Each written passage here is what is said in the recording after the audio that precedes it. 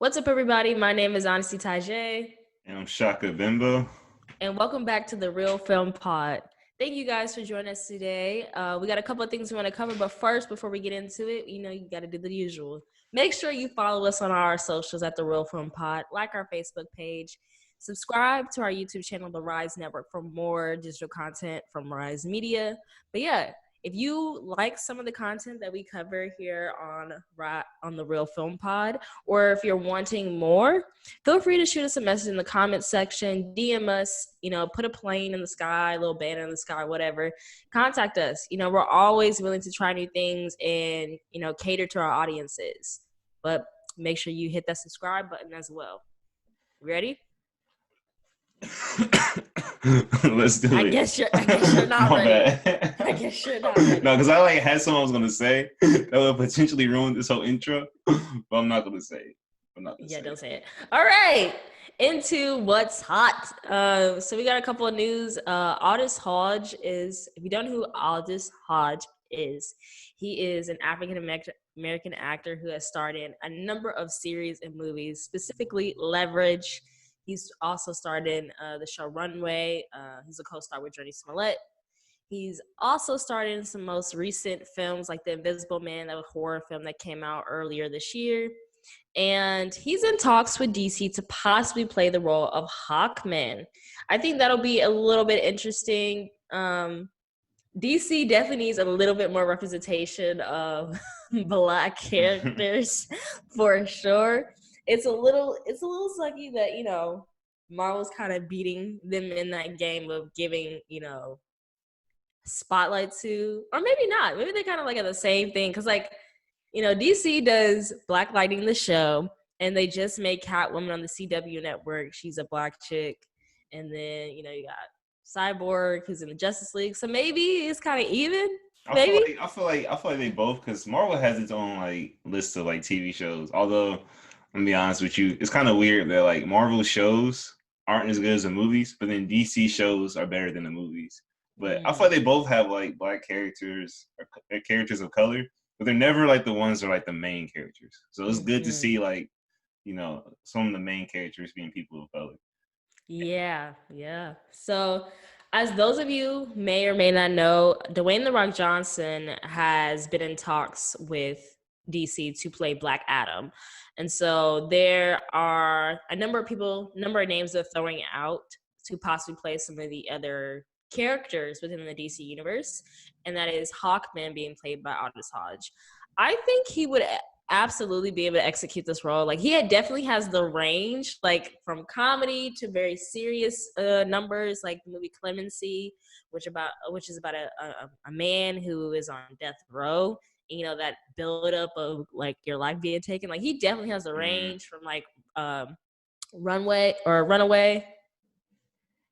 No, Underground. Underground is the show he played with Journey Smollett, and he has the range, I think, to play very serious roles. But we've also been able to see him in some comedic roles. So not Think Like Man, but like What Men Think with Taraji P. Henson. We saw him in like a rom-com-ish role.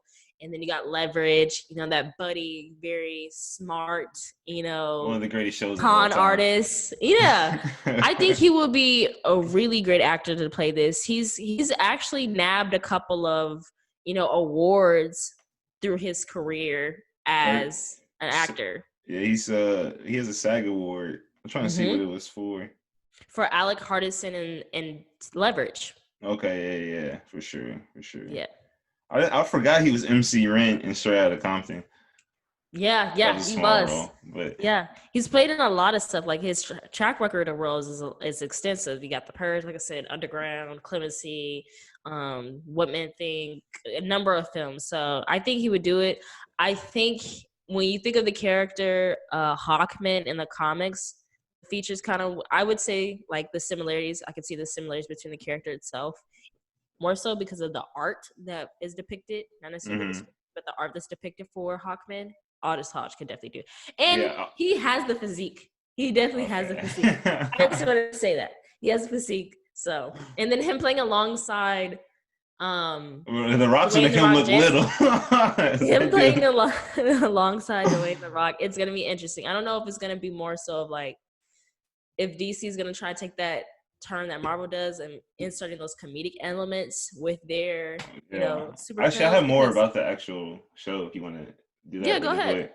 Go Yeah, ahead. so, well, first of all, like Honestly said, it's the Black Adam film, which The Rock is starring as Black Adam. So, just really quick on him. So yeah, Black Adam is arch nemesis of Captain Marvel or Shazam. He lives in the same universe as Billy Batson. Uh, he's able to do a lot of the same similar things with like morphing into Hold like on. You said Captain Marvel? That's Marvel. no. So I guess like Captain Marvel is the name of Shazam. Is Oh. but I guess for like keep things clear, like they call him Shazam too. This makes it Ah. easier.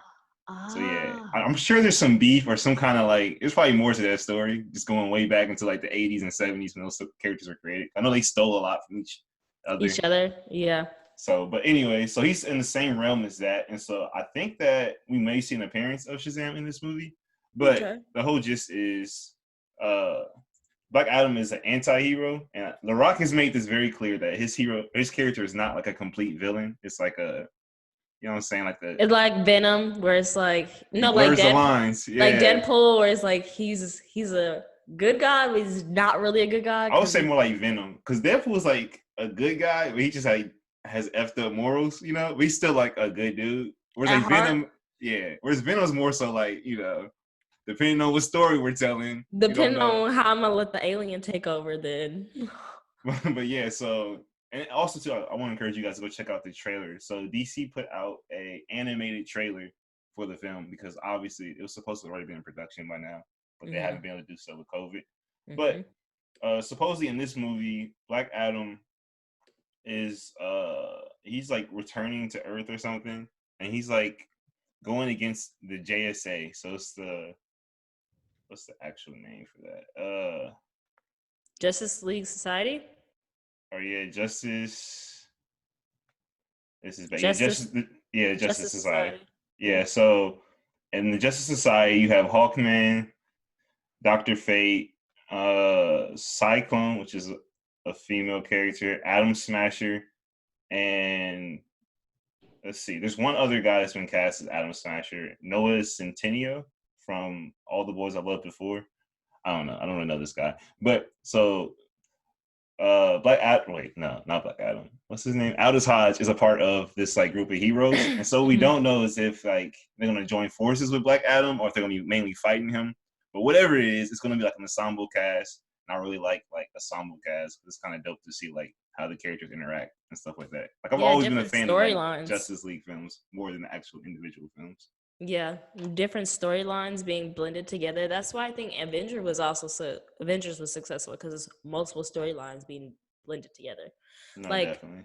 don't get me wrong, individual character like films like Ant-Man and then Captain America and Iron Man, they're great, but when like let's be 100, their biggest grossing films were Avenger. So I Yeah. like just biggest grossing film for DC Justice League. So makes sense. People Only thing like with that those. is I feel like Marvel did a really good job of like letting us live with those characters individually and then like bringing them together for like the big film. This Mm-hmm. is a kind of a red flag of the thing DC tends to do, which is try to throw a bunch of characters at us at once, just because Mm-hmm. like Marvel's been successful with that. So I'm really Mm-hmm. hoping they don't like overwhelm us because it's like five or Yeah. six characters that are gonna be in this film. For Wonder Woman, weren't we introduced to Wonder Woman and the Batman film? It was the Batman versus Superman film. And that's how we got Yeah. introduced to her. And then she got her No, she was individual already movie. in. She was already in the original, I thought, right?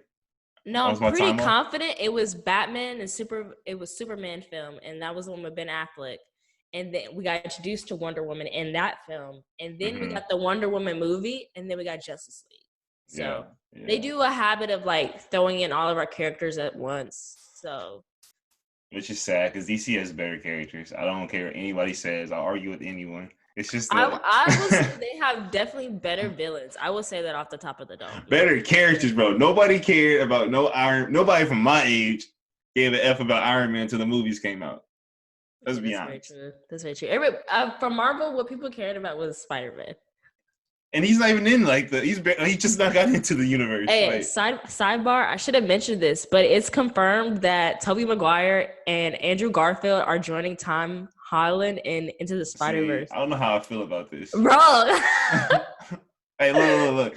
If you're born like in the mid-90s, Tobey Maguire will forever be like that nostalgic Spider-Man. So I know a lot of Yeah. people say he's the worst Spider-Man, but like, well, that's definitely a thing. But to me, like that's always the original Spider-Man. So I don't want to see him mixed with these other guys. And Garfield was the worst Spider-Man. Let's be honest. Whatever was that, the Amazing Spider-Man? Yeah. Trash. I'm sorry. I just think it'd be nice to see. It might not be like super intense with like, you know how we talked about like the spotlighting each character that's clumped into one movie. I don't think they're gonna spotlight too much of Andrew Garfield, because if we talk about criticized for acting ability, they criticize the heck out of him, Mr. Garfield, for his role as Spider-Man. So I Was think it it's more him so. though, or is it just the writing? Because I feel like he's not a bad actor. I think it was the writing. I think it was the writing more so than anything, and then there was a 20% of the acting. So, but I feel like it's gonna be more so central on Tom Holland, and then in support of them. Just like into the Spideyverse, it focused more on Miles Morales' character than the spotlight of all the other like Spider-Woman, like all the other characters. So Hey, Spider-Pig. that's a good segue to point number 3. We can come back to point number 2, but the Jamie Foxx to reprise role as Electro in Spider-Man 3. Yeah, Jamie Foxx has confirmed, everyone, that he is coming back to reprise his role as Electro. What was your thoughts on his character? I'm gonna be honest with you, bro. I don't think I ever saw, because his was like the sequel to the Amazing Spider-Man, right? Yes. I don't think I ever saw it, but I do remember like all of the photos before that film came out.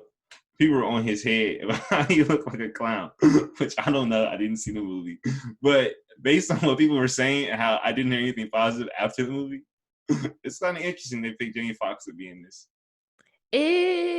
To come back Okay, with this character. I'll say this, like, see, I will say it wasn't memorable enough. His character wasn't, because like right now, can't even think at the top of my head, like really, like what were some like worthy performances or action sequences that included Electro and Spider-Man. Honestly, it was just like a more so like a interesting, like, oh, Jamie Foxx cracking a joke while he kicking his ass. Like it felt like that. See, I don't need that. It felt like that. So I don't know. I mean, I don't think I don't think Jamie Foxx can handle another really bad movie. Why you say that? What was the Bro, Jamie Foxx be cracking me up when he be talking about his movie Sleepless, because don't nobody. Bro, you see the thing with Denzel? Denzel didn't know what he was talking about. He was like, what? Bro, remember at BET? Do you remember at the BET Awards? He was just like, yeah. He said, he's like, your movie's so bad, nobody ever talks to you about it, you know? And they'd be like, get over it. And everybody started laughing in the audience, because if you saw that movie, you know that movie was not good. It was not good.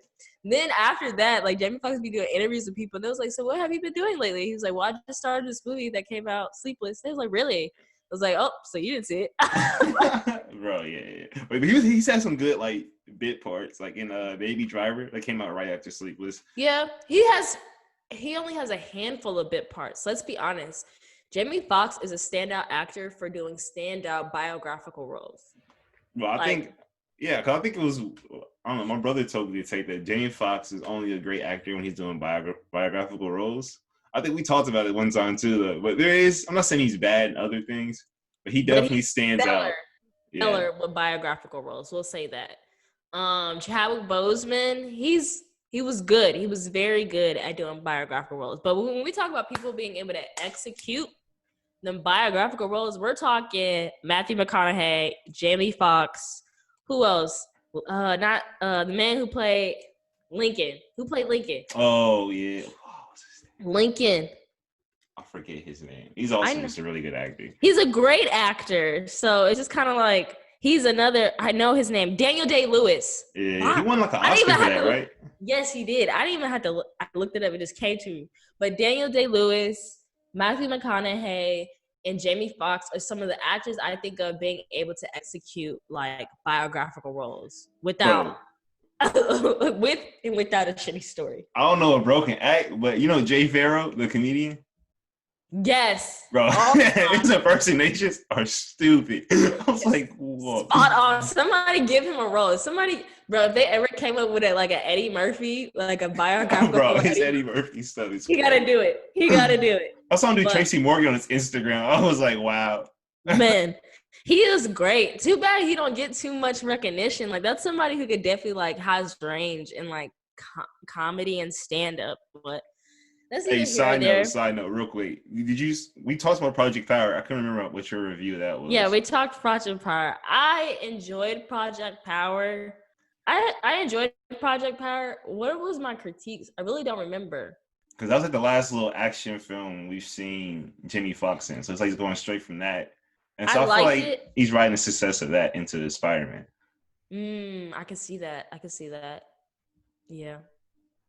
Yeah, I like the movie. It's just, what did I like about it? I think Machine Gun Kelly's purpose in the film was ass. You just gotta take him out, bro. I don't even Machine Gun Kelly. Ever since the Eminem beef, I've been done with Cuz. Chica had wrote all the raps that was in there, and she wrote the theme song, or it's not really a theme song, so it's not a series, but she wrote like the power the song. So yeah, I don't remember. I know Jamie Foxx did really well in that movie. Jamie Foxx does really well in action films. It's the story that matters. Like he doesn't do that like half-ass PG-13 buddy like action films. That's not enough for him. He needs something like, I'm being 100. One of the action films where I think Jamie Foxx did really great, and he wasn't even really the main character. He was like the supporting actor technically, was Miami Vice. That stars Colin Farrell. And like Colin Farrell does a great job in that too. But I saw Miami Vice in theaters. Y'all, I was probably like 9 or 10 years old watching this on screen. Like it was ridiculous. But no, like Jamie Foxx did a great job in that movie. I don't think people give him the opportunity to do actually really good action films that have good storylines. So it's like he's just left to do what he got to do. So like Sleepless could have been a really good role for him, but the story wasn't there. You know, it was a lackluster story. I feel you. But we're gonna move along. We'll be talking about that all day. What's next in the news? Hopefully, you know, we can get some confirmation within the next few months that Aldous Hodge is confirmed as Hawkman to play along with Dwayne. I thought it was confirmed. They're in talks. Like he's a serious contender, so we're just hoping that, you know, this straight away. I'm all for it. You know, physique is amazing, but neither here nor there. All right, see, but then if I talk about, if I go down that road, you do it inappropriately. I said physique is amazing. He is. He prides himself on being athletic. Just like Dwayne "The Rock" Johnson's arms are amazing, but they're also a little bit intimidating. All right. I'm just saying, if I start throwing around physique, this will look completely different. It's a certain way you do it. You gotta be respectful when you do it. You're not respectful. That's why. I can't smile. We're talking about a woman's physique. Shut up. But next we got Zendaya wins an Emmy. So this is probably a little old news for some. Oh my God, bro. Your segue game is trash. We talked about Spider-Man. You should use that segue to talk about Zendaya. Oh. It's okay, y'all. I'm working with her. I'm sorry. Am I doing this podcast by myself? Am I doing the podcast by myself? Or what are you? A co-host. So you segue in there too. I need to leave, bro. It's been confirmed. The your title is co-host. So you segue your little ass in there too. All right, but no, Zendaya was an Emmy. She's like, I think the second African-American woman to win an Emmy in a drama series. Dope, pretty dope, you know? I mean, did you expect her to win for Euphoria? Bro, I haven't seen it. No, I mean, like, based off, okay, so you haven't seen it, but just based off the talks of everybody, did you expect her to win? I'll say this. Like, conventionally or historically speaking, or just from what I know about the Emmys and stuff, no. But I feel like we all live in these like thought bubbles. And so my Twitter is obviously like black shaded.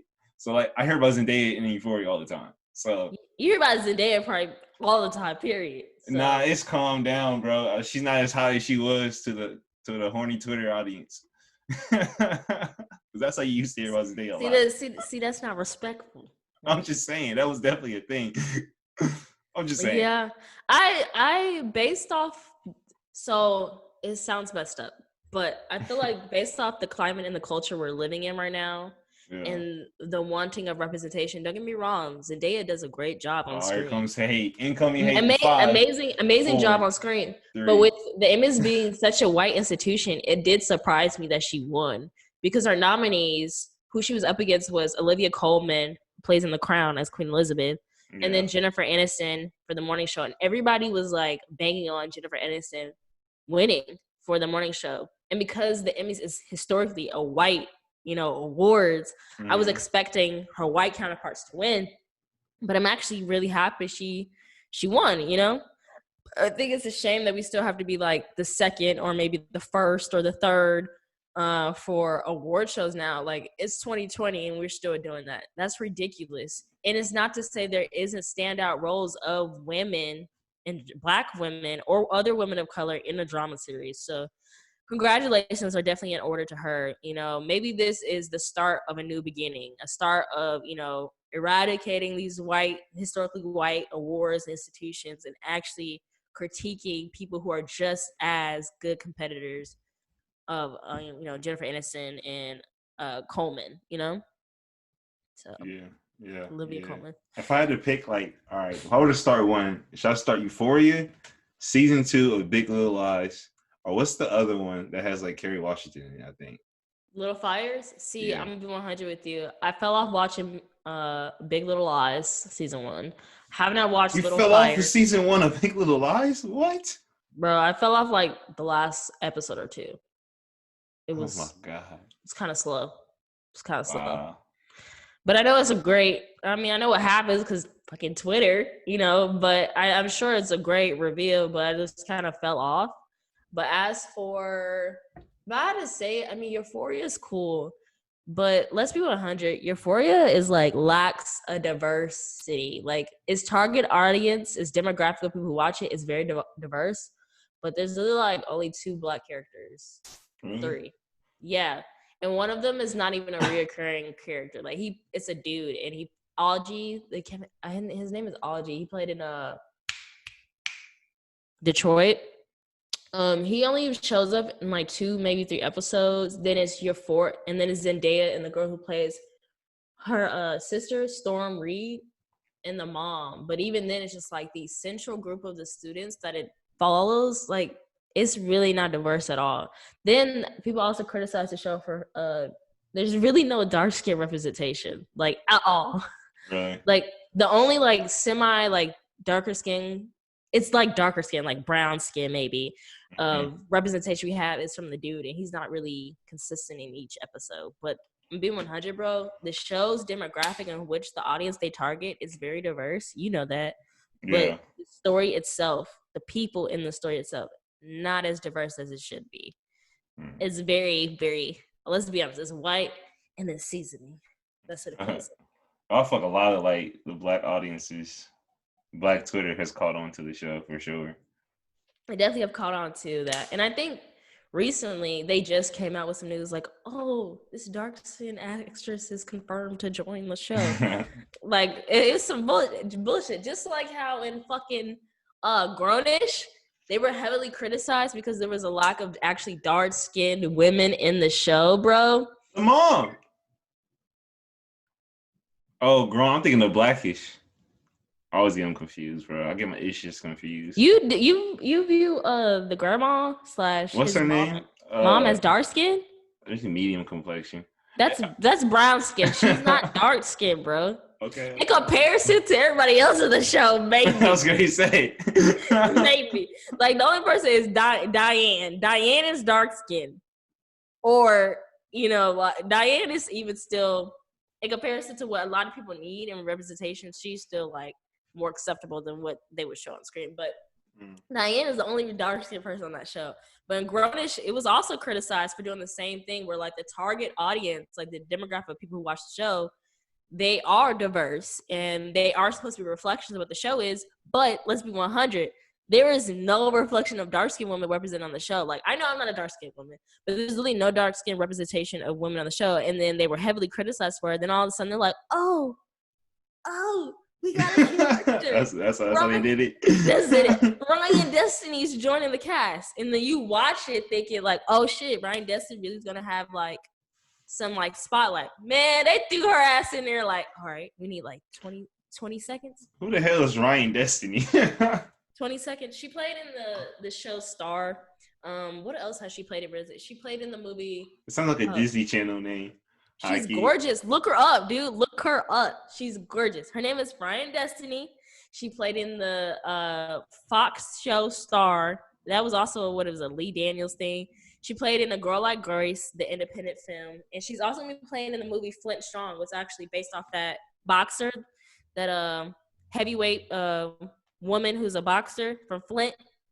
She'll be playing her character. Okay. So, but literally they sprinkle Ryan Destiny in there just to act like, be like, you guys wanted a dark-skinned chick, here she is. Like, that's really how... Every photo, Honesty the Visionary has light. She's gorgeous. That's cool. Gorgeous.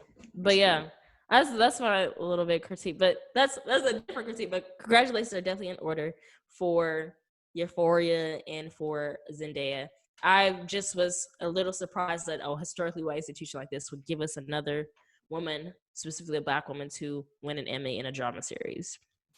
But in talks of other Emmy winners, I think this was pretty dope. We don't talk too much about it, but I think it was pretty dope that a father-daughter duo pretty much both won Emmys this year. Ron Cephas-Jones and Jasmine Cephas-Jones. And so if you don't know who Ron is, he plays in the series, the MBS or NBC. This Is Us. This Is Us series. I said Us. This Is Us series. And then Jasmine Cephas-Jones played in Free Ray Sean, #The Quibi Show, more so movie, The Quibi Show. And then she also played in the most recent movie that starred Lakeith Stanfield and Issa Rae, The Photograph. She was the co-star. She had a smaller role. Oh, so she's just like in the beginning, like Issa Rae's friend? Issa Rae's friend, yes. Her name bro, we never did our Issa Rae topic. Shut up. But yeah. But yeah, that is they won an Emmy. I think this is pretty dope. Like a father and daughter going to the Emmys, winning Emmys the same year. That's pretty freaking dope. But that cool. Concludes what's hot with our actors. But in regards to the general news, if you don't know, it is a spooky season. It is October. So there's a couple of things that you definitely need to check out, and that is welcome to the Blumhouse Films. So welcome to Blumhouse. Blumhouse Studios has released 4 films in relation to the spooky season. The first was The Lie. I watched it. Bro. I want to fight little girl. She was pissing me off, bro. She was like Tariq from Power? Bro, she pissed me off, bro. But this is it. The first was The Lie. The second is Black Box. I still have yet to watch it, but that's got my main lady, Felicia Rashad, starring in it. You should probably check that out. It's got mainly a Black ensemble cast, so definitely should check it out. It's more of a thriller than a horror, I'll say that. The third film that was released was Nocturne, which was kind of like a Midsommar-ish type of vibe. Also features one of the characters from Euphoria. The fourth is Evil Eye. And we'll talk a little bit more about Evil Eye later on. It's a South Asian horror that was produced by Priyanka Chopra. I think I'm saying her name wrong, but yeah. She is the producer behind that. So if you have not checked it out, be sure to look into that because they're going to be releasing, I believe they have 12 in total they're going to be releasing. So for this year, it's going to be these 4 films. And I think in the spring, they'll probably release 4 more. And then this time again, next year, it'd be 4 more. So there's 12. In other film news, MaRainey's Black Bottom will be released on Netflix. This is a project. This is one of the last films that Chadwick Boseman unfortunately starred in. So it's going to be interesting to see him play in this film. It's set to be released December 18, 2020. Some of the cast members include Viola Davis, Chadwick Boseman, Glenn Turner, Coleman Domingo, and Michael Potts. The screenplay is by Ruben Santiago Hudson, and it's also directed by George C. Wolfe. So if you don't know what the film is about, I'll just give you a little tidbit. The premise is the tensions and temperatures rise over the course of an afternoon recording session in 1920 Chicago as a band of musicians await a trailblazing performer, the legendary Mother of Blues, MaRainey, played by Viola Davis. So in the late sessions, the spiritless fireman engages in battles of wills with her co-musicians, managers, and producers. So should be interesting. They're actually expecting this film to be a Oscar contender. Specifically, they're expecting Viola Davis's performance to be an Oscar contender as well. So I definitely look forward to that. Also, Denzel Washington is producing it. The reason I mention that is because he directed and starred in what was it? Fences. Fences, and so both of those are August Wilson plays that they're bringing to the big screen. So it's another one of those. Yeah, and then he's also, Viola Davis and him have worked closely together with us, starring and stuff, producing stuff together, or directing. So it'd be nice to see them once again have a project together. But yeah, that's what's in the news. I'm excited to see that. I think it'll be a great film. I think we definitely need some more, Black films for 2020 to alleviate some of the heavy shit that's been going on.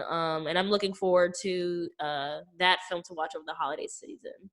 In regards to a little bit of more horror, we got is Amori Hardwick and Loretta Devine play in a black horror spell. Did you watch the trailer to this? I did watch the trailer to this. What's your thoughts? I wish I could see his face if you're listening to the recording. What's your thoughts? It seemed dramatic. Well, one thing, the trailer, I know most trailers do this, but I feel like I know exactly the whole movie already, except for the very end. But anyway, it's not getting into how trailers spoil things. But it just feels like, I don't know, man. It feels dramatic, kind of. Also, like, if you see the trailer, it's about, like, this woman basically traps this dude, this city guy, and he's, like, all in the woods. He's, like, in this weird place. And she uses, like, these voodoo dolls to control him or something. And like there's a bunch of old people there, and they got some kind of cult going on. I'm just all right. It reminded me of that movie The Key or something like that. It was like also about like in the South and voodoo dolls and all that stuff. It was like, bro, every time I see Amari Hardwick yelling and running, all I can think about is power. Like he's chasing somebody in power or something. So I'm like, why they got ghosts down here in Louisiana? But whatever. I just think Amari Hardwick playing the role is very interesting. And they did do a terrible job of revealing everything going on in the trailers. Like they did. I feel like I low-key watched the movie, but I'm still gonna watch it regardless. Like they did reveal a lot. All these I love Loretta Devine. I love Loretta. I like Loretta Devine, and this is gonna sound kind of bad because I'm like typecasting her, but like in the mom/grandma role, kills it every time. But this right here, I don't know. We're gonna have to see. And she also in P Valley as the grandma. Have you seen P Valley yet? I haven't. Down in the valley when the girls get naked. Hey, that show is what? That show is wild. It's very entertaining. Very entertaining. It's like soft porn. No, not like that. No, like literally not like that. I mean, it's a show about strippers, but it's more so like the drama that is infused throughout the show. But Loretta Devine is also in that show too, and she plays the grandma. She plays a grandma, but she plays a spicy blind grandma. So I said spicy, but she acts like the no mess grandma, but she's blind. Let's be honest, bro. All these scary films, they can't compete with Halloween Town. It's still the greatest Halloween film of all time. Of course, you would think that's a great film. You don't even watch horror movies. Halloween Town is a classic. Too scary to watch them. So, but I agree. They definitely revealed a lot. I think it's interesting that they chose Amari Hardwick to play the role. So for those who don't know, it says the movie is set to release October 30th, 2020. I didn't even know it was going to come out this year, to be honest. This is a bad sign. The film is running roughly an hour and 31 minutes, and it's rated R. The premise is a man crash lands in a rural Appalachia and awakens in the attic of a traditional hoodoo practitioner. He desperately tries to break free from her dark magic and save his family from a sinister ritual before the rise of the blood moon. So, I mean, like, I think the thing is that Black people are really wanting these stuff. Like, we've been wanting them for a while. and we're kind of like just making the shit for ourselves. Like, think about it, Lovecraft Country, we've always wanted kind of like a horror sci-fi shit for Black people that features Yeah. Black people. We got it. Yeah. So we're seeing a lot more people like, oh, this is, let's be 100. Jordan Peele, you have done something. Just like Barry Jenkins had done something with his movie Moonlight. Like, let's be 100. Niggas been ripping off Barry Jenkins ever since Moonlight, white and Black. Yeah. Same thing with Jordan Peele. Ever since Get Out, they're thinking the white studios is like, oh, so Black people really can be in horror movies. Oh, we could really make selling horror movies. So everybody's like ripping from that whole mindset, and so they're like bum rushing, putting out stuff, and it's not like, it doesn't feel heavy hitter stuff like what Jordan Peele has been able to do. You know, like there's been some things that have been interesting and gut wrenching that feature more people who look like us or other people of color, but they're not as.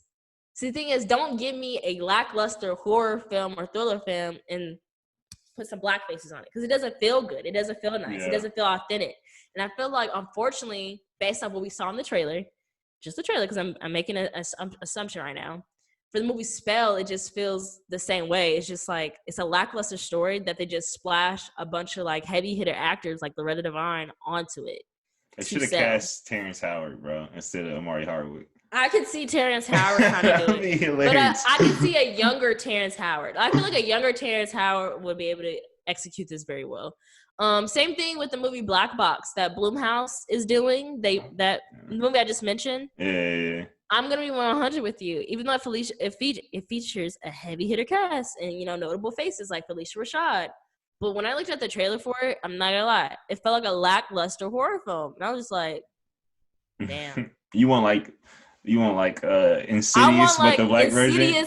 I want Insidious, Hereditary, Midsommar, Paranormal Activity, Black cast. That's what I want. Black cast of Paranormal Activity would be interesting.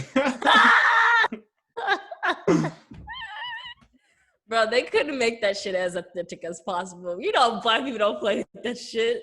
That shit would not work, bro. And the thing is, Paranormal Activity is what makes it so unique is that the idea that we almost thought it was real, what was happening. Like, it was based off a true story, or it was like real footage.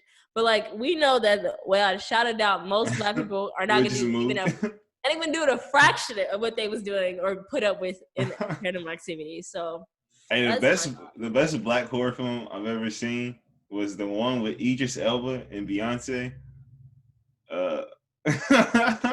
Shut up, Obsessed. That's not a horror film. When he got caught, it was the scariest thing ever. I felt bad for bro. You're annoying. Shut up. Beyonce's hair in that movie looked great the whole time. I like the little red hair, but that's neither here nor there. But bro, shut up. That is not a horror movie. Be quiet. You're bro got caught. Whatchamacallit? I'm not gonna go there. That joke might be too far. Let's just stop right there. But yeah, it's gonna be interesting to see what this movie is about. I think honestly, with them, we just like the beginning of this month, or even like last week, we found out this movie was coming out, and it's set to be released at the end of the month. So when people be doing stuff like that with movies, it's like, that's where you've been the last couple of months. You've been filming this movie on the low. Yeah, and so. Yeah, we'll see, man. We'll see. I'm just hoping for the best. But some tell me I'm about to see a rotten rating on Google later. But moving on to our last bit of what's hot in the general film news. Well, you skipped something. No, I didn't. Minari. Oh yeah. Okay. You know, we talked about, you know, Midsommar and Hereditary, and those are part of the A24, you know, production company films. And we got another one that's coming out, and that is A24 Minari, starring, which is a Lee Isaac Chung movie. I'm excited. I don't know what this film is going to be about too much. I did. If you want me in. I know what it is, yeah. But it's just like, I don't know what it is. But if you want, I can give a spill. The premise is a Korean family searches for a better life when they move to a small farm in Arkansas. And it's directed and written by Lee Isaac Chung. He also serves as a producer. The production companies who are backing this film is A24 and Plan B Entertainment. who's starring in the role, who's playing Jacob, the father of this Korean family, is Steven Yeun. And then alongside him will be Steven Yeun, if you don't know, Walking Dead, great actor. Glenn from The Walking Dead, to be specific. And then you have Han Yi-ri playing Monica, which is his wife. Yoon Yu Chung, who plays the grandmother in this Korean family, and then you got Will Patton playing Paul. So I'm assuming Will Patton is, I don't know, maybe a foe, like not a friendly, individual in this. I can only imagine a Korean family moving to Arkansas and the experiences they would have. So it seems like the premise, we're not getting it more so from the father's eyes. We're getting it more so from, I think, the child's eyes of trying to adjust to America, and they kind of want to shed his Korean identity and be more American. Because you can see that in the pieces of that in the trailer. And then the balance of the father trying to attain the American dream. Yeah, so like this movie is actually based on Lee Isaac Chung's life. Like that little boy, that's him. So that's why I saw an interview he talked about how he wanted to tell it from that perspective. So like as this family moves to Arkansas, which he moved to Arkansas as a child from Colorado, but his family was, from, what was it, Korea? That where they're from? So yeah. So it just talks about how like his father really wanted to live this American dream, and how like in doing so it starts to tear their family apart as things go wrong. And so like throughout the movie you'll see, like, I guess, I haven't seen it yet, obviously, but when their parents are like fighting or things are going wrong, a lot of times you'll see like it'll be tuned out or they'll be like in the background, but you'll just see like the kids. So it's like a really centered on his experience living through that. They also talked about how like this is like his fifth film, I want to say, fourth or fifth film. Yeah, so he has a few. Abigail Farm came out in 2012. Lucky Life came out in 2010. Manuran Gopal, I'm sorry, came out in 2007. And then it's one other. And then you got Minari, and then it's one other film. I have seen My Last Born. So like the critics were talking about how, unlike a lot of other filmmakers, he kind of chose to tell his like personal story. He chose to tell that like later in life. And he's more of like a seasoned director. And so they're talking about like when they saw this, you could tell it was made by somebody who's a done close this before. Connection. Okay. Yeah, and just has experience. Like I know he also talked about how he wanted to like really do it from like the right way, stuff like that. So it's not rushed. It's something that I feel like he's been thinking about for a long time. It's a really like intimate type of story from what I'm hearing. So it looks really good, bro. Like it looks like it might be one of the best films that we see this year, in my opinion. Well, it's not coming out. It's not coming out this year. Or next year. It said initial release was the January 26, 2020. So I don't think we'll see it. We'll probably see it next year, and I think we'll see it sometime in the spring next year. Also, like, look, bro, Plan B, that's Brad Pitt's company, right? Yeah. They always attach to like some really dope films. Yeah, it's already rated. It's already sitting at 100% on Rotten Tomatoes. I don't know how that's possible, but maybe with the film festival run with the critics, it's already sitting at 100%. So I'm expecting it being an A20, with it being an A24 film, being great. I'm expecting it being produced by Plan B Entertainment. It's gonna be a great film. It's only one film that I could say I did not connect with too well from A24 Studios. I know what you about to say. Which one? Waves. Yes, because you had too high expectations going in. No, I don't know if I had too high expectations or the film literally just pissed me off. That's it. I don't want to ruin it for other people, but like, if you are a Black person watching this film, you're like, oh, stereotype. Who's like, it by? Let's look it up. Side note. It's by a white man, I tell you that. That's what was even more like, you should have known not to do that. But I feel like when we see Plan B Entertainment and A24 together on a partnership, we get things like 12 Years a Slave. We get things like Moonlight. So it's like, I don't want that. I don't want just 12 Years a Slave type of ish A24 movies, bro. I'm saying Moonlight's not like 12 Years a Slave at all. It's definitely not. That's what I'm saying. When you get those two entities together on one film. But they're always a struggle of race, bro. Why can't it just be a struggle of life? A struggle of horror? Like, what the fuck? No. Moonlight is definitely, race has a lot to do with it. But race and sexuality and poverty, bro. No, I'm saying, but it's how it intersects. It's not just a pure, 12 Years a Slave is like a, it's depressing as hell. Like, it's different, I feel like. It's, let's be 100. It's not the whole premise, but it's identity, and the identity of being a Black gay man. Like the experience of being gay for other communities, like let's be honest, the experience for being gay or white It's is not trauma. Yeah. much harder. It's much easier than with the experience of being black and gay, or the experience of being Latinx and gay. You know, I'm not like arguing that. I'm saying to you is that it's not trauma porn, like 12 Years a Slave. it's definitely not trauma porn, but it's still trauma. Just like Waves is still trauma. Like, but aren't all films? Spoiler. Literally, Waves is about a young black dude. Chill. No. I'm spoiling it. No, I haven't Spoiler. seen it. Damn it. Watch out. No. I'm not doing that because I give you plenty of opportunity to watch it. No, I'm not. No, bro, So do not spoil this film. close your ears. We'll talk about it. No, Waves don't do it. is a Bro, movie. chill.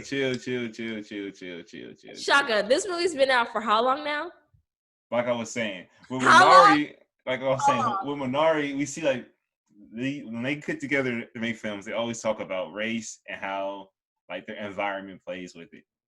So that's pretty dope. I'm just really annoyed because literally, like, I did have high expectations. Bro, I remember we talked about it. We were both hyped.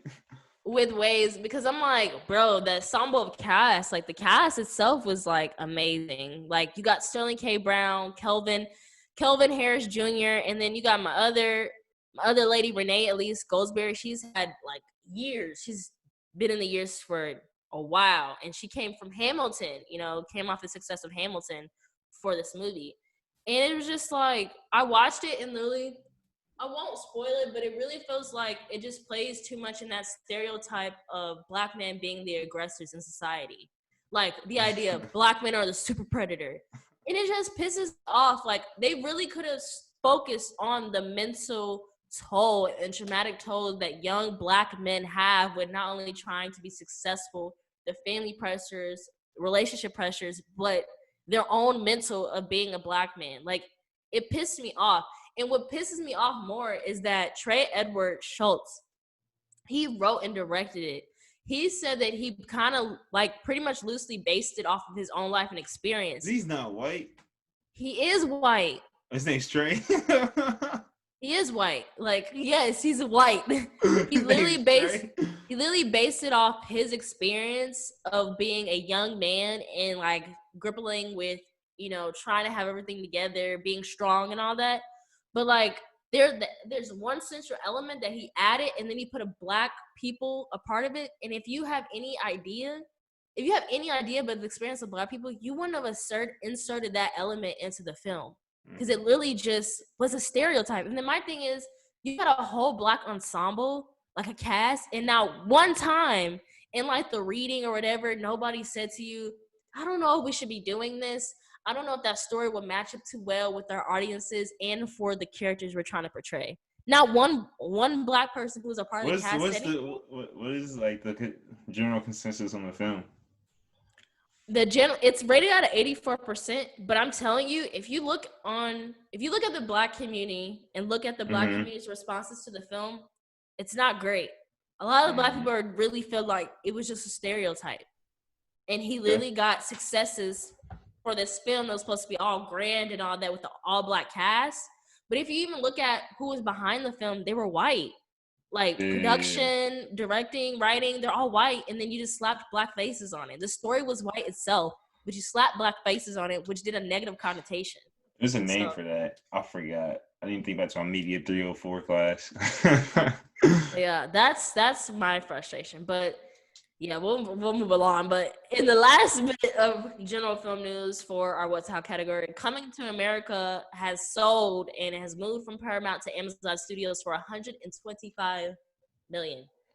I'm gonna lower my expectations for this. I feel like this has bust potential.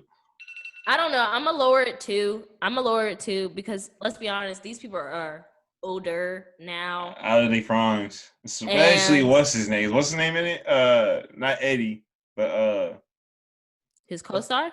Yeah, what's his name? He had his own talk show. Yeah. Oh my god. It's like from a different era. So yeah, I'm sorry y'all if we don't have it at the top of our dome. His co-star had his own talk show. What's his name? People Bill listening Clinton. like y'all some Bill, idiots. Bill Clinton played the saxophone on the talk show and everything. Arsenio Hall. Arsenio Hall, yeah. Yeah. Bro, I ain't seen him in forever. Is he even in it? I don't How's he not gonna be in it? I don't know, bro. I don't remember hearing. What is this about? That's wild. I know. I don't Do remember. we know? I don't remember hearing he's in it. Oh, But that's a shame. I don't know for sure though. I could be very, very, very, very wrong, but I don't know for sure. But it says they're gonna be a classic to the original film. Or this is gonna be a sequel to the classic original film. I don't know if there's actually a premise out yet for it. Dude, yeah, I don't know, man. I don't know. Return of so it will star as Eddie Murphy returns as Prince Akeem now to set to become a king, discovering that he has a son he never knew about, a street-savvy Queens native named Lavelle. Honoring his father's dying wish to groom his son as a newly crowned prince, Akeem must once again return to America. Bro, how does he have a son in America? I'm confused. I'm really confused. Like, so did he not end up with a girl that he married? He was doing his kingly thing in America. Bro, in the show, they made it seem he wasn't like that. Or in the original movie, they made it seem like he only wanted that one woman. Monogamous. Like, yeah. So that's weird. I don't know. What Lil Wayne say? Trying to be monogamous while your girl effing anonymous. So Coming to America 2, I guess this is what they say is going to be coming back to reprise the roles. Okay. So Eddie Murphy, Shari Headley, James Earl Jones, Arsenio Hall is coming back. John Amos, Kiki Lane. I think she's going to be playing. John Amos? Yeah. John Amos is like 85 years old, isn't he? Everybody is pretty old, especially James Earl Jones. Like John Amos and James Earl Jones are like probably the same age. But she did this like 10 years ago. They're all coming back. Garcelle Buevis, the woman from the Jamie Foxx show, who Jamie Foxx is always fiending over. Wesley Snipes is coming back. Michael Blackson is in the role. Okay. Leslie Jones, Vanessa Bell Calloway, DeVito, Lunel, Jermaine Fowler. So I think. So the cast is lethal, bro. It's like a really great cast. Like all these people are dope people. It's just I feel like they're all past like their prime. Not saying they're gonna be great, but who's playing his son? I want to know who playing his son. Bro. Michael B. Jordan. Bro, if it's Rotimi, because they showing Rotimi. If it's Rotimi, I'm that's done. Perfect. It's gonna be silly though. You already know it's gonna be like the first was kind of silly, but it's like one of the greatest comedies of all time. That's the problem. Okay, Jermaine Fowler. I don't know, bro. Keem has a long lost son in the United States. I don't know who's playing his son, but it's either Jermaine. I think it's Jermaine Fowler. Do you know who Jermaine Fowler is? Nah, who is he? He's like a budding comedian. He's known an Instagram comedian or like a stand-up comedian. I think an actual stand-up comedian. So he's known for his roles in the Black Lady sketch, BoJack Horseman, Judas and the Black Messiah. What's something you might know him from? Superior Donuts. Like I've seen him before, but yeah. Interesting. If Rotimi is playing his son, I'm done. No, I'll say this. Coming to America, the first one, at least for me, it's probably top 3 comedies of all time. Like it's incredible. Like the scenes were like, the dude was at the basketball game. And he was like, wearing clothes must be a new experience for you, huh? Like stuff like that. All the little witty stuff. Like it's a ton of just great stuff in there. The bar is so high for that I feel like we should all just like let them have their own space. Don't hold the first film's expectations on these people because there's no way. I mean, it might, but it's gonna be very hard to live up to that. So we'll see. High hopes. And I guess. it was shot on Tyler Perry Studios. It was shot at Tyler Perry Productions. So everything is. It's like the size of Atlanta. Yeah, but that concludes our What's Hot category. We're gonna move along to our hour. Are you still watching? And we got a couple things we want to cover, but more so, we got a few films that we want to highlight, and I want to start with The Outpost. So Outpost is a film that was released earlier this year. It stars Scott Eastwood, Caleb Landry Jones, and countless other notable heavy hitter names. But I watched this. It's on Netflix if you're interested in watching it. It's on Netflix if you have the subscription. It's also on Amazon Prime, but it does cost to watch it on Amazon Prime. So yeah, Or you can yeah. like do the go into the dark web. We don't condone that as filmmakers. We don't condone that. But it was released July 3rd, 2020. The director is Rod Lurie. Cast, like I said, is Scott Eastwood, Orlando Bloom, Milo Gibson, and Caleb Landry Jones, who are our main stars. The film follows a small unit of U.S. soldiers alone in the remote combat outpost Keating, located in the deep valley of three mountains in Afghanistan, battle an overwhelming force of Taliban fighters in a coordinated attack. The Battle of Kamdesh became the bloodiest American engagement of the Afghanistan War in 2009. And Bravo Troop 3-61 CAB became one of the most decorated units of 19-year conflict. This movie is intense. It's actually, what's even more intense? Did you watch the end of the credits? Like watch the credits all the way through? Yeah, when they actually show like the real people. Some of the people who actually lived through it were playing themselves in the movie. Did you see that? Were they? Yes, bro. Yes. I wasn't paying that much attention, apparently. Yes. So some of the people who actually had to live through these experiences were legit playing themselves. I thought that was pretty incredible. I wasn't expecting that. Was it on location? Yes, and it was on location. I can't imagine what it was like for these people to have to go back to a place where they literally saw their comrades die and them almost dying, and like be there, like this is and play themselves. Like it's not everybody. Not everybody was playing themselves, but it was like probably like 1 to 4 people who had came back and reprised the role. Yeah. Not reprised the role, played themselves at the actual location and played out what had happened at the actual location. I know that had to be intense. Then you had some of the people who, they they didn't want to play themselves, but they came back and were like right there side by side with the lead actors to help them, do the role. So like the person who played the staff sergeant, the actual staff sergeant, he actually came back. The staff sergeant Ty Carter came back. He was somebody who had came back and just kind of like helped the actors through that situation and like was there. And they had talked about how it was kind of like a out of body experience being back to a place that was a massacre for them. The staff sergeant Ty Carter in the actual film, he was played by Caleb Landry Jones, and he had the most he was really pretty messed up by the end of it. I don't know how much spoilers I'm going to go into, but it's definitely one of those films where it didn't even tell you the story. Like a lot of people die in it. A lot of like main characters die. And so what I think is pretty good about the film is it makes you feel the impact of them losing those characters. It's not one of those films where it's just like, oh, so-and-so died. Oh, well, keep pushing. It's like, dang, like not him. You know what I'm saying?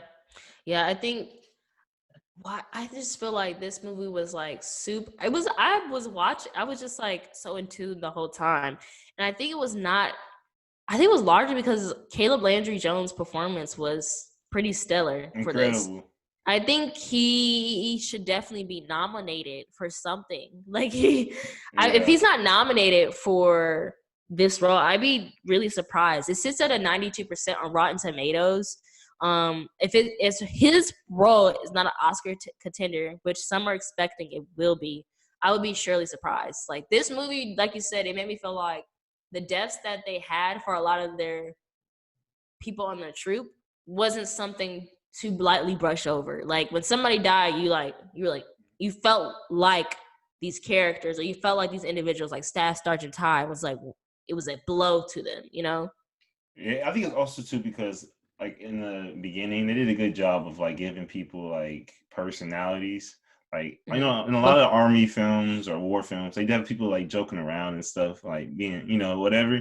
But it felt like there was some substance to it. It didn't feel like it was just like, all right, get your jokes in now, let's get to the killing. Like it was more like you get to really see some of these people who they really are. You get to see how like once like the pressure was on, how they dealt with it, and just a lot of that. Also too, it did a good job of painting like the situation. Like when you first get there, you see the location they're in. It's like they're like at the Man, bottom of this hill. So like the camera they're pans up, first off, not this even one mountain. hill. It's like they're surrounded by these mountains and hills, and they're in the pit of it.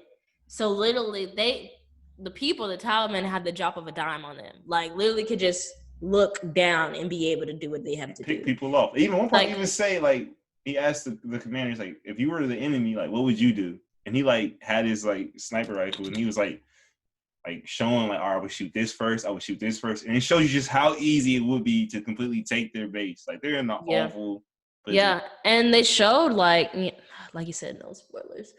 It's just they pretty much showed that with the actual standoff they had with the Taliban towards the Yeah. end.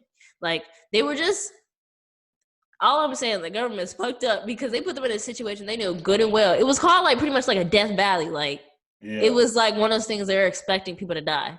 Like because there was no protection. There was no form of protection. There's no way they could have protected themselves like that. They said like the what's it like the airstrike or like air support was like 6 hours away or something like that. To where it's like, yo, by the time they get here, like we could be done. All of them. They could have taken what was there, and all those individuals have been done. But Definitely an emotional movie. Very emotional movie. Like I said, Caleb Jones, Caleb Landry Jones, his performance, like even towards the end when she's like, "So how do you feel?" And he's like, "Oh, I'm fine." And she's just like, "How do you feel?" He's like, I was like, "Oh shit!" He starts breaking down. Yeah, bro, Oscar winner right there, bro. And if you looked at the actual interview that the man had, Staff Sergeant Ty Carter with a reporter like MSNBC or something like that, he had that moment where it was just like they wanted him to talk about his friend that he thought, or his comrade that he thought he saved his life, and turned out he died. It was the same kind of reaction, just kind of like, I think I could do it, and then broke down. One person's performance that I thought was just a little lackluster was actually Scott Eastwood's character.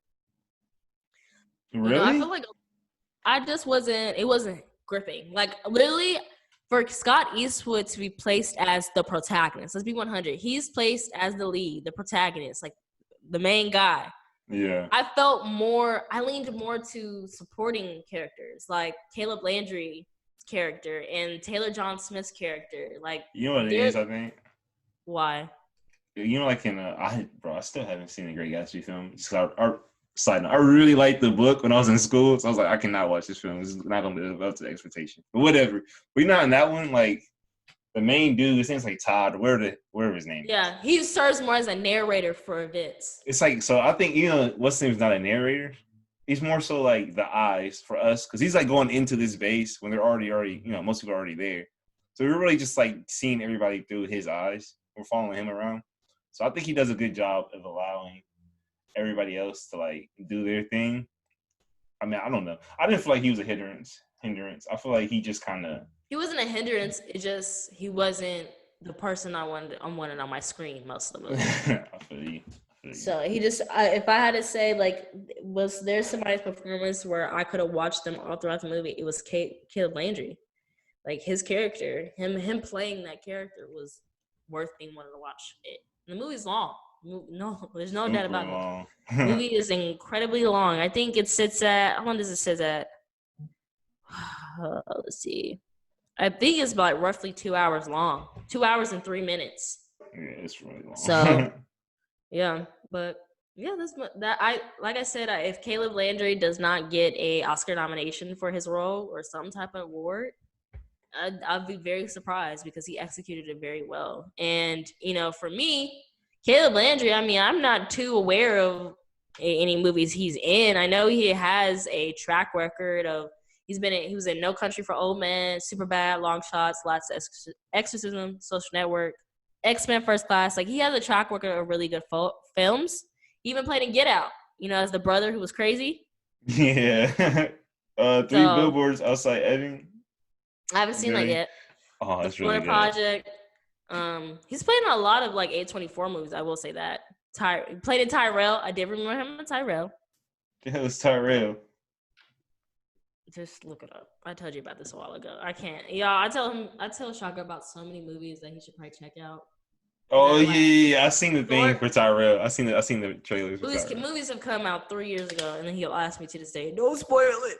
No, Whatever. because I have to keep up with a lot of sports related stuff, and so you don't have that space taking up your time. You're a You don't. filmmaker. Why do you got to keep up with sports right now? You're a filmmaker first, right? Are you trying to be a sports analysis? I mean, hey, check out You're the trying League to be a NBA filmmaker. pod. You're We're trying to be a coming through production you. company owner. Like what? Make I'm no just saying. sense. I'm just saying. If the Bucks want to hire me to coach, assistant coach, I'm ready. Assistant GM, I'm ready. I Goodbye. got my stat sheets, my scouting reports. Hey, look, it could be So all be yours. you give up rides and everything. To be an assistant GM on the Bucks, deuces. What? Are you crazy? Whatever. But moving along to what else we want to talk about. Our Keep It Real film is Evil Eye. So Evil Eye was part of the Welcome to Blue House films. Are you all right? I know you like this film. Continue. Evil Eye was part of the four films that were released for the Welcome to Bloomhouse series for Amazon Prime Video. It was initially released October 13, 2020. The director is Rajiv Dasani and Alan Dasani. I believe they're husband and wife. Written by Madhuri Shekhar, producer Jason Blum, of course, Bloomhouse. And I believe they also said Priyanka Chopra was attached to the film. The cast is Sunita Mani, who plays Pallavi, Sarita Cloud Hurry, who plays Usha, Omar Maskati plays Sandeep, and Bernard Watt, who plays Krishnan. If you don't know who Sarita Cloud Hurry is, I'm gonna give you a little tidbit, little old news. She's from the movie Mississippi Masla, where she starred along Denzel Washington, and that was a huge film when it first came out because it featured a South Asian and African American love story that we really didn't see too much of. It won actually a NAACP Image Award for Outstanding Motion Picture. Sits at 81% on Rotten Tomatoes, so that's where she comes from. But I'm loving that I'm seeing her playing other movies right now, especially a South Asian horror. We really don't get to see too many of those as of lately. But the premise of the story itself is a seemingly perfect romance turns into a nightmare when a woman becomes convinced her daughter's new boyfriend has a dark connection to her own past. She pretty much thinks, her daughter's boyfriend is uh, her ex abusive boyfriend for when she was younger, reborn. So that whole back and forth of trying to convince your daughter to trust you, and then they think you're crazy, and then Sandeep being crazy himself, but But playing that nah. good guy image. I Yeah, enjoyed Sandeep it. was crazy. He was nuts. He was very much nuts, but yeah, I enjoy this film. Sits at an hour and 30 minutes long. It is, like I said, it was nice to see South Asian people represented in a horror. I think when we associate South Asian movies, we always associate them being Bollywood films, and that's not true.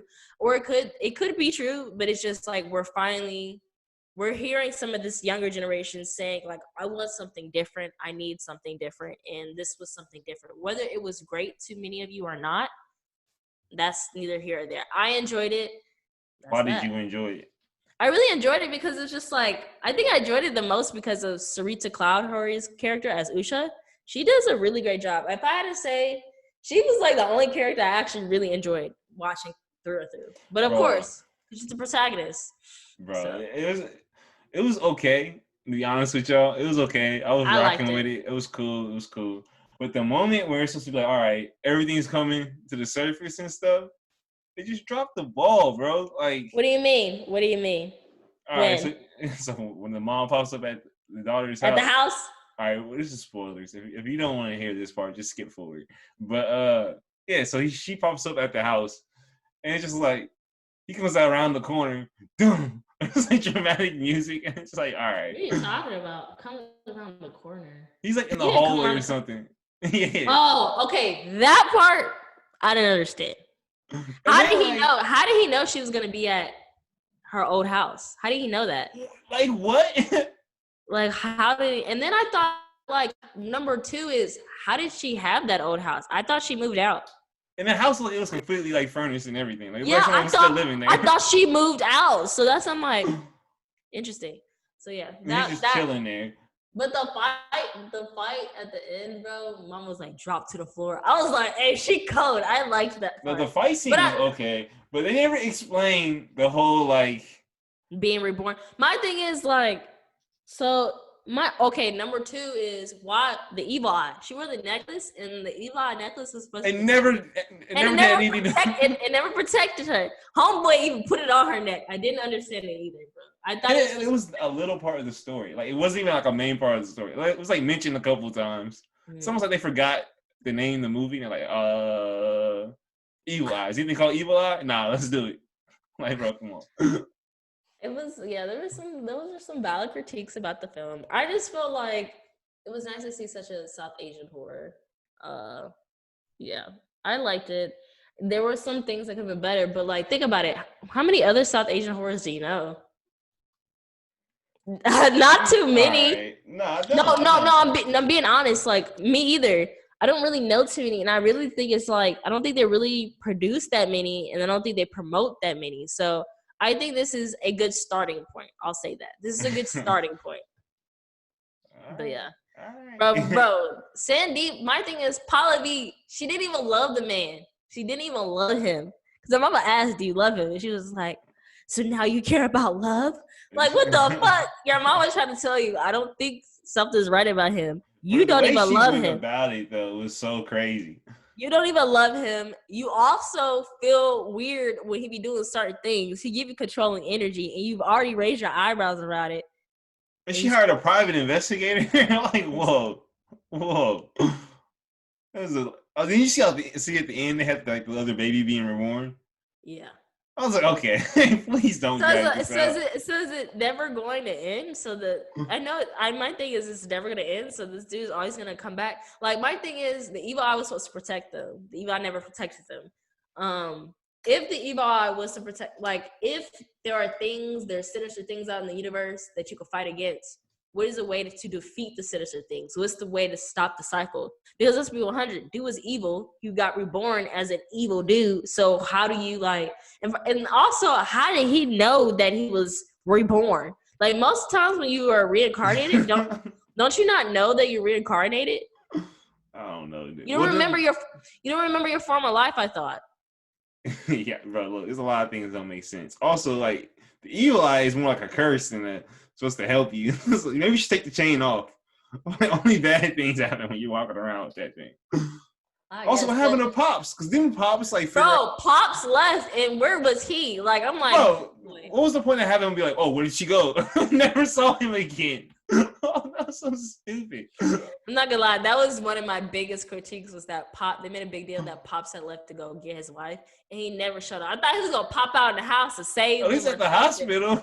Yeah, I thought he was gonna pop up or something, but he didn't. I'm like, interesting. And then I would have been like, that would have been a perfect little combo. He talking major trash on your husband. He pop up and say that, hey, but yeah, like I said, who's weak now? Like I said, this is a good starting point. Oh my God. But moving along, we got you know what? I don't even want to talk about this show. Well, let's talk about it. We're almost done. What show? But that slasher stuff you try to have me watch? Did you even watch it? Did you watch it? What do you think? Did you watch it? Yes or no? No. Okay, then we're not going to talk about it. It's no point. But that concludes with our Keep It Real category. But, you know, our last little tidbit is in the queue. So some things that you should be watching or you haven't seen that needs to be on your radar. That is a few films. We got the Assistant film that's on Netflix. Did you watch that at least? No. I'm getting really annoyed with, like, having content for you to watch and you don't watch it. No, side note. Okay, behind the scenes, we have like sections, right? And so, like, are you still watching? It's like when we review different things. I'll watch those because that's like what we're gonna review. The In the Queue is supposed to be your suggestions for people to watch. What are your suggestions? You don't have any suggestions? I do have a suggestion. Go ahead and talk about your Assistant film. All right, The Assistant, and directed and written by Katie Green, had a box office sale of $1.1 million, released January 31st, 2020. Oh, I don't think that was too good. 31. They came out right Bro, during COVID. look. They See, came out right during COVID. No, I'm saying the film is good. It sits at a 92% on Rotten Tomatoes. okay. Let me just get to the premise. The story itself follows Jane, a recent college graduate and aspiring film producer, just landed her dream job as a junior assistant to a powerful entertainment mogul. Her day is much like any other assistant, making coffee, ordering lunch, arranging travel accommodations, and taking phone messages. But as Jane follows her daily routine, she grows increasingly aware of the abuse that insidiously colors every aspect of her workday, an accumulation of degradation against which she decides to take a stand. So that's a lot.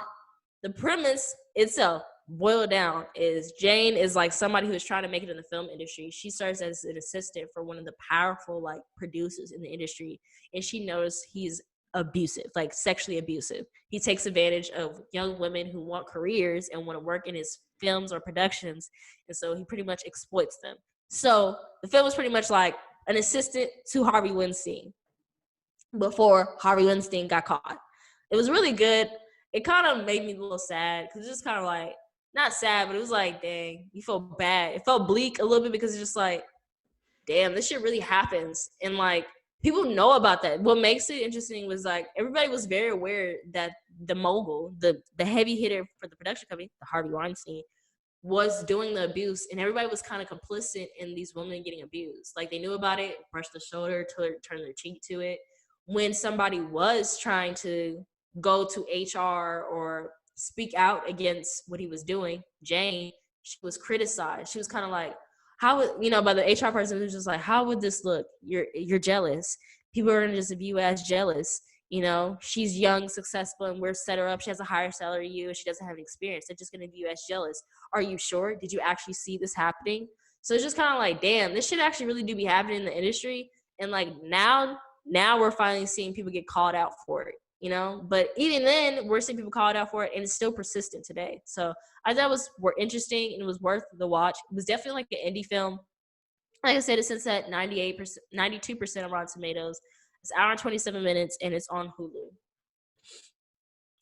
My next in the queue is 40-year-old Virgin. All right. This movie, I was really excited for this movie to hit Netflix, and I'm actually excited. I'm actually glad I watched it because it was worth every second of it. Like, I had moments where I felt awkward and uncomfortable, just like the protagonist, Rada Black. So, for those of you who don't know, it is a drama comedy. Since it's 2 hours and 9 minutes long, it's in black and white.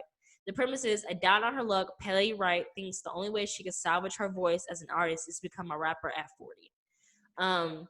How they set it up, that log line, makes you feel like it's just like a complete comedy, and it's really not. It feels like an everyday scenarios or situations that people are placed in that can become comedic.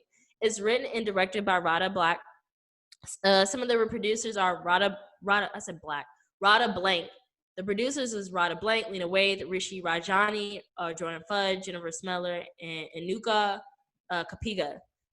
The cast members include Rada Blank herself, starring herself, Peter Y. Kim, Imani Lewis, and TJ Adams. So it's some of these younger actors, Imani Lewis, TJ Adams, and it's like one other character you've probably seen before. Antonio Ortez, you've seen before. In a couple other works. I remember Antonio Ortez, he played in the movie Illegal Tender. You ever see that movie? Illegal Tender? You haven't seen it, it's a great movie. He plays a younger brother. So it's like a lot of these younger cast members you become aware of. I really enjoy this movie because, like I said, it's just like the everyday situations and scenarios you put in that you find humor in.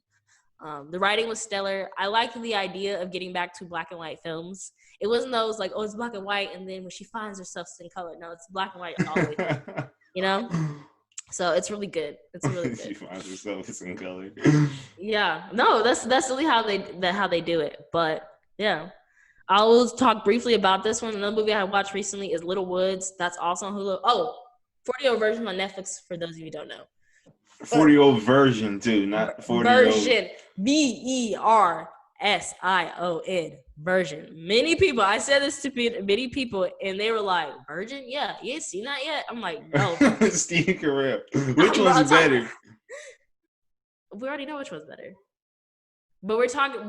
Are you talking more on comedy, or are you talking more of an arc, a character arc? I'm just being dumb. Ignore that. Continue. Okay, okay, I thought so.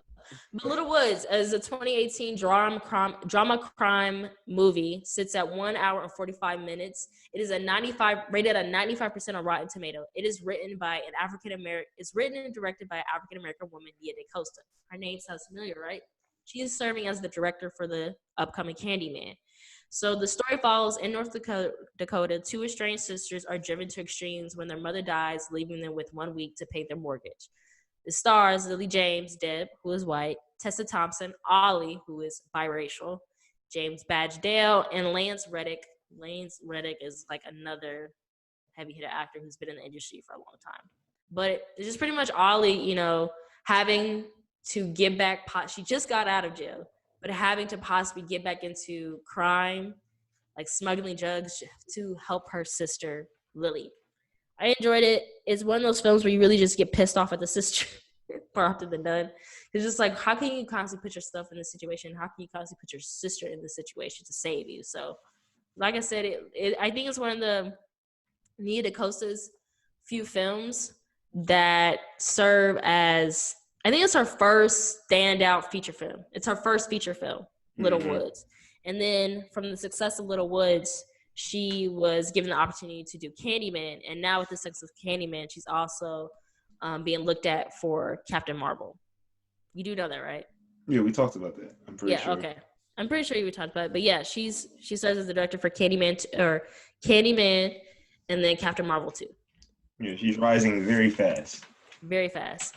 Monsterland, I'm not gonna go too depth in this, but Hulu got some spooky season, content for y'all to watch if you want to watch. For y'all to watch, if you need something to give you a little thrill and chill, and that is Monsterland, Monsters Land, which is an anthology series or episodic series where every episode is different or follows a different storyline, but ultimately they have like a same arc, like a story arc or setting. Mm-hmm.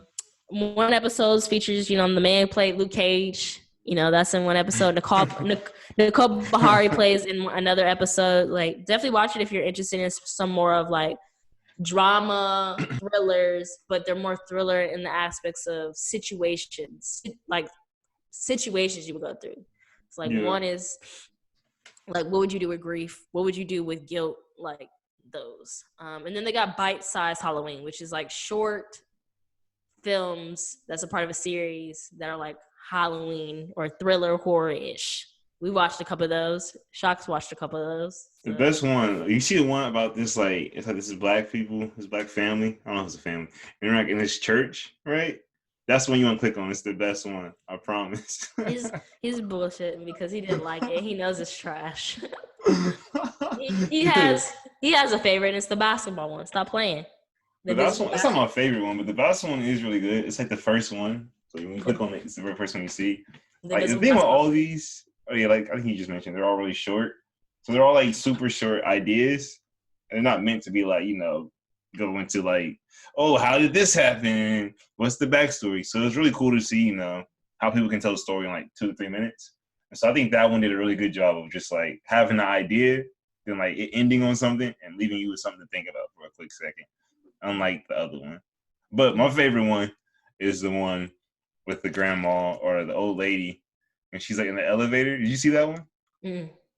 Bro, this, real quick. There's this one with this guy's like getting on the elevator, right? And this old woman like with a walker, she's like walking to the elevator. She's like, hold the door. At the last second, he closes in her face like, oh, my bad. So for the next 2 minutes, it's basically just her whooping his ass in the bathroom. Like, she pops on the bathroom, starts beating his ass. It's hilarious, bro. But yeah, like I said, like, they're not like really horror-ish. They're more so like, they're like, some are kind of like, this is like Disney horror. And some is like, okay, TMC horror. And then some is like, okay, this could be feature-worthy horror. So, but yeah, that concludes what we have in the NQ cut, or I have. What do you have? I have something really old. I know a lot of you guys have already seen it, but I still want to talk about it because I binge watched the whole first season, bro. For Life is Heat, bro. It's definitely really good. Like, we talked about that last. Did we? Yes, bro. No, he didn't. Yes, we did. We talked about the show before life, bro. Because I I was swear watching we it. didn't. It was something that you were supposed to watch me, and I ended up watching it by myself. So I like briefly talked about it in the queue. All right, well, guys, go back and watch it because the way it ends, I can't wait for season 2. Also, you saw when they had 50 Cent come into the scene and like the pop smoke. Why isn't every show that 50 Cent produces, his character always has the best intro? Like in Power, Kanan was he's always like the big bad guy. Because he sets it up to be, he like, oh, you gonna give him that? I like that. I'm gonna take that. That's probably what's happening. That's probably what's happening. It's probably supposed to be somebody else. He went and took their role. Probably. So mine now. Probably. Hey, it's really good, dude. Also, from what I'm he always hearing, plays the bad guy though too. Like, why? he likes that. That's him. Hey, bro, I watched a movie with Vanessa Hudgens and Nicolas Cage, and it's like, Vanessa okay, Hudgens and Nicolas Cage. What? bro, I watched the movie. It's like, Are they love interests? No, it's based off a true story where a young woman was like kidnapped and sexually abused, or she was like raped, and they didn't believe she was raped because she was like a young girl who like struggled with, running away a lot and addiction. Yeah. And it's called Frozen Ground, and it's on Prime. Came out 2013. Freaking 50 Cent's in it, and he's playing a pimp with a perm, bro. Yo, have you seen Deuces? Or The Deuce, I mean? The Deuce. I have seen The Deuce. I haven't seen The Deuce. I've seen the trailers for The Deuce. They canceled watch that. I know they canceled it, but watch it. That has the best pimp scenes I've ever seen. Like, literally, in the first episode, Deuce starts breaking down America from a pimp's perspective. It's like a 4-minute monologue. It's probably about the smoothest stuff I've ever seen. It's really bad. 50 Cent plays Pimp Clay, and like, bro, I don't even want to see that. Just look at the photos. Say Pimp Clay, 50 Cent. It's ridiculous. But do you have anything else in the queue that you would love to cover today? Nah, I think we're good. Hey, NBA season's over. Shout out LeBron. Got that ring. Happy for you. Bronny's probably scared because he has that Nuggets pack. If you know what I mean, you know what I mean. I really wish you could see this right now. This photo. What, 50 Cent? Bro, yes, bro. Look up Pimp Clay Frozen Ground. I'm talking Pimp Clay. Is it Pimp? What's it? Clate? CLATE. But this concludes the Real Film Pod. Next episode we'll have the breakdown of what's going on with 22 years my man is facing. Not my man. Honesty's man is facing. What are you talking about? And I think that's all we got today. I don't know what you're talking about. People will know what I'm talking about. 22 years. That concludes this episode of the Real Fun Pod. Thank you guys for joining us today. If you have any suggestions for us, feel free to shoot us a message, shoot us a comment, shoot a banner in the sky if you need to. Subscribe to our YouTube channel, Rise Network, for more content from Rise Media. We got other podcasts that you should stay tuned that we're currently in the process of developing and already in production for. And if you haven't done so already, follow us on Instagram and Twitter at The Real Fun Pod. Like our Facebook page at The Real Fun Pod. Follow me at ShoutB94 on Twitter. Stay up to date. All right. We thank you. My name is Ansi Tajay. You guys have a great day. Peace.